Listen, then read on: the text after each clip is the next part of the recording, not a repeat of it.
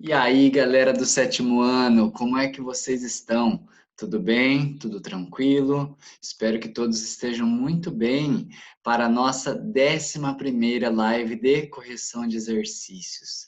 O tempo passa muito rápido, não é mesmo?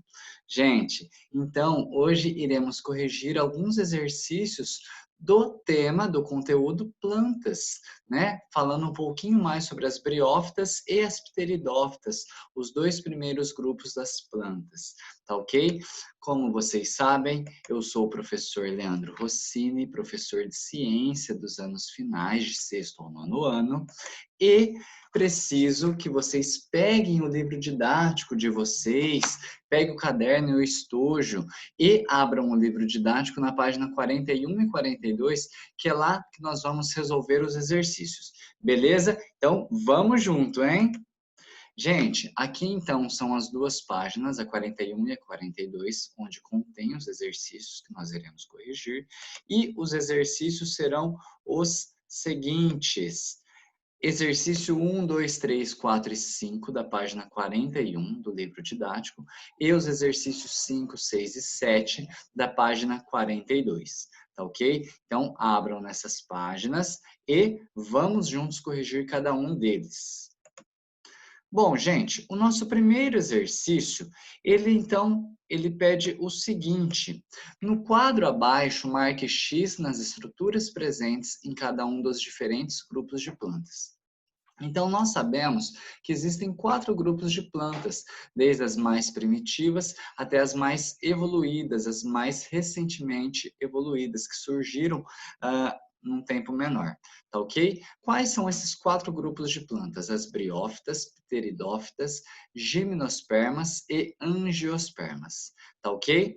Bom, quais são as estruturas presentes em cada um desses grupos? Então, a gente vê a primeira estrutura que ele pede ali, raiz, caule e folhas, ou seja, tecidos verdadeiros. Nós sabemos que as briófitas não têm raiz, caule e folha, mas ela tem rizoide, cauloide e filoide, ok? Se ela não tem essas estruturas, a gente não coloca X.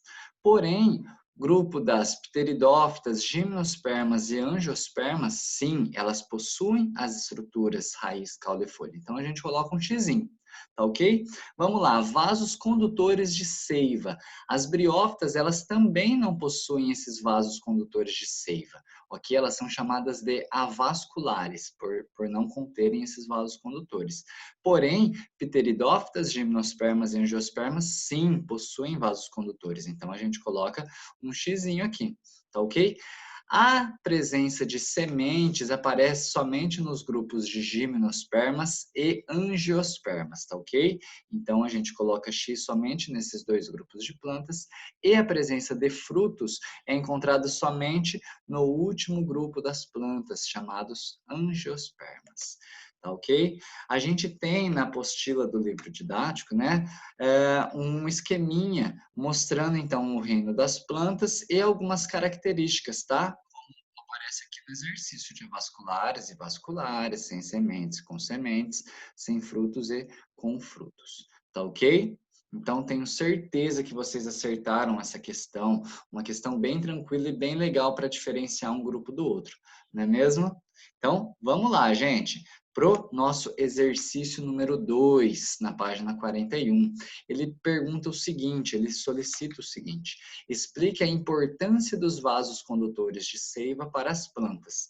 Bom, nós sabemos que as briófitas não têm esses vasos condutores, somente pteridófitas, gimnospermas e angiospermas. Qual a importância desses vasos condutores? Bom, esses vasos condutores de seiva possibilitam que a água e os sais minerais absorvidos pelas raízes e a glicose produzida na fotossíntese possam circular pela planta. Então, são esses vasos condutores que levam, quando a raiz absorve água e leva lá para as folhas, numa planta, e quando ocorre a realização da fotossíntese, produção de glicose, que leva também para toda a planta, através desses vasos condutores de seiva, ok? As briófitas são o único grupo de plantas que não possuem esses vasos condutores, até por isso que elas têm um tamanho bem reduzido, tá ok? Tranquilo? Acertaram? Então, vamos que vamos. Aqui ele aparece, gente, um lembrete, certo? Então, os grupos de plantas que possuem vasos condutores são pteridófitas, gimnospermas e angiospermas, beleza? Bom, o exercício número 3, pessoal, ele comenta sobre o grupo das briófitas. Né? A gente tem uma imagem aqui representando, então, um musgo, que é um dos exemplos desse grupo. E ele fala o seguinte: a briófita do gênero Sphagnum, né, como mostrado na foto, pode formar enormes tapetes verdes, recobrindo superfícies em locais úmidos. Se ela não apresenta sementes, como pode se espalhar por áreas tão grandes? Então ele recobre, né, como se fosse um tapete. Então recobre rochas, recobre o solo, recobre galhos. E como que ele consegue se espalhar por essas áreas tão grandes? Bom, ele comenta o seguinte: essa briófita se propaga por meio dos esporos, que são dispersados pela água e posteriormente germinam, formando novas plantas. Então, uma característica, pessoal, das briófitas é o quê? Que elas dependem de água para reprodução. Ok? Elas não têm sementes, mas ela tem esporos e gametas que são levados pela água, ok? Então, eles dependem de água para poder se reproduzir. E, além disso, elas habitam lugares com grande umidade, né? Então, é comum a gente encontrar e ver no meio ambiente musgos depois de uma chuva, né? De um período de chuvas, ou próximo de rios e lagos. Por quê? Porque a gente tem uma maior umidade que facilita a locomoção, a movimentação desses esporos e desses gametas, para eles germinarem e formarem novas plantas. Tá ok? Explicado? Então tá bom. Gente, o exercício 4, ele é bem bacana. Ele fala o seguinte, ó: ao observar a parte inferior das folhas de uma samambaia ornamental, então não estamos mais falando de briófitas, mas a samambaia faz parte do grupo das pteridófitas, ok? Uma pessoa constatou que elas apresentavam pontos alaranjados em toda a sua superfície. Achando que a planta estava doente, isolou-a das outras que tinha em seu jardim. Sobre essa atitude, é correto afirmar que, então, essa atitude dele achar que a planta estava doente por conta desses pontos alaranjados na sua superfície das folhas. Então, ele dá 4 alternativas. Vamos lá. Foi correta, pois esses pontos são de fungos que estragam as folhas? Não, gente, a gente não assinala essa resposta porque ela está errada, né? Eles não são fungos, esses pontos, tá ok? Vamos lá para B. Foi incorreto, pois esses pontos alaranjados são as sementes das samambaias? Não, as samambaias, elas não possuem sementes, ok? Vamos lá, C, foi correta, pois esses pontos são ovos depositados por insetos? Não, também, beleza? Essa característica, essa estrutura desses pontos alaranjados nas folhas não são ovos.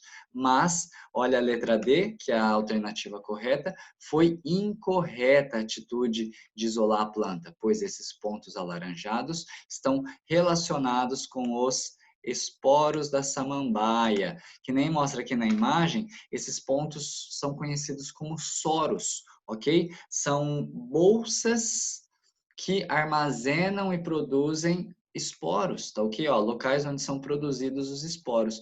Então, geralmente na parte de baixo das folhas, né, as samambaias possuem esses pontos alaranjados chamados de soros, tá ok? Uma bolsa de armazenamento de esporos. Beleza? Acertaram? Então tá bom. Gente, a questão número 5 da página 41 é o seguinte: em uma área pantanosa foram encontradas muitas espécies de briófitas, musgos e de pteridófitas, samambaias, ok? Então, aqui na imagem eu mostro, então, briófitas e o xaxim, né, que é um exemplar das pteridófitas. Todos os musgos eram pequenos, com poucos centímetros de altura, já algumas das samambaias alcançavam até 2 metros de altura. Como você explicaria essa diferença tão grande de tamanho em espécies que vivem no mesmo ambiente? Bom, a gente sabe então que a questão que diferencia um grupo do outro é a presença de vasos condutores de seiva, né? Olha lá a resposta. O tamanho desses vegetais não está relacionado diretamente com o ambiente em que vivem, mas sim com sua anatomia, com as características desses dois grupos. As pteridófitas apresentam vasos condutores de seiva, o que permite o transporte dos nutrientes de forma mais eficiente, possibilitando que cresçam mais. Por esse motivo, podem ser maiores que as briófitas, que não têm vasos condutores. Pelo fato das briófitas não terem esses vasos condutores, a passagem de água e nutrientes, pessoal, é feita de célula a célula, por um processo chamado difusão, ok? Pensa se um musgo fosse muito grande, né? Como, por exemplo, ali 2 metros de altura, ia demorar muito tempo para a água e os nutrientes serem levados de célula a célula. Por isso que ele tem um tamanho reduzido, ok? Então, por conta da presença ou ausência dos vasos condutores de seiva.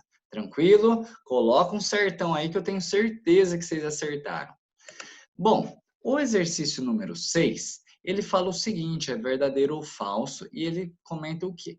No Brasil, samambaias e avencas são facilmente encontradas no bioma floresta atlântica, caracterizado pelas chuvas constantes e pela temperatura geralmente elevada. Ok? Então, sobre esse assunto, marque V para as afirmativas verdadeiras e F para as falsas. Letra A comenta o seguinte: as duas plantas citadas, quais samambaias e avencas, são classificados como pteridófitas? Verdadeiro, né? É o grupo das pteridófitas. B, as duas plantas citadas são classificadas como briófitas?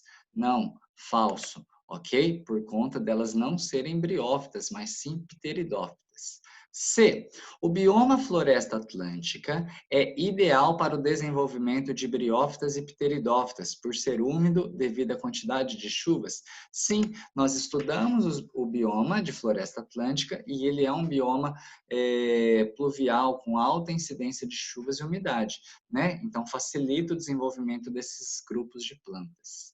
D. O bioma floresta atlântica, que se estende pela faixa litorânea do Brasil, ok, é ideal para o desenvolvimento de plantas que armazenam água e apresentam folhas pequenas por ser um bioma árido com poucas chuvas. Falso, gente. Por quê? Não são essas folhas pequenas e o bioma não é árido, com poucas chuvas, mas o contrário, ele é bem úmido, né? A gente tem muitas chuvas lá. E aqui eu mostro a diferença dessas duas plantas das pteridófitas. Nós temos as samambaias nessa primeira imagem e avencas nessa segunda imagem, ok? Das plantas que comentamos nesse exercício, certo? Gente, então ficou VF, VF, certo? Então, beleza. Vamos para o nosso último exercício, exercício 7. Ele fala o seguinte: as briófitas são consideradas espécies pioneiras, ou seja, geralmente são as que primeiro se desenvolvem em um ambiente. Qual é a relação dessa característica com a importância ecológica das briófitas? Bom, gente, a resposta é o seguinte: essas plantas mantêm a umidade do solo e podem servir de alimento e abrigo para pequenos animais, como os insetos. Podem iniciar a constituição de um novo ambiente como espécie pioneira, degradando as rochas e preparando o solo para espécies maiores de vegetais e também de animais, certo?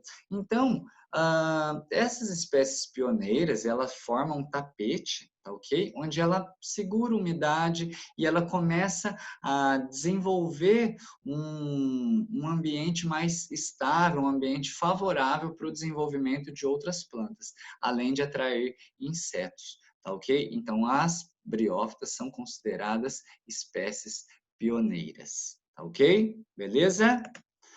Aqui a gente vê, né, então, uma rocha recoberta por briófitas, por musgos, ok? Sendo considerada, então, uma espécie pioneira.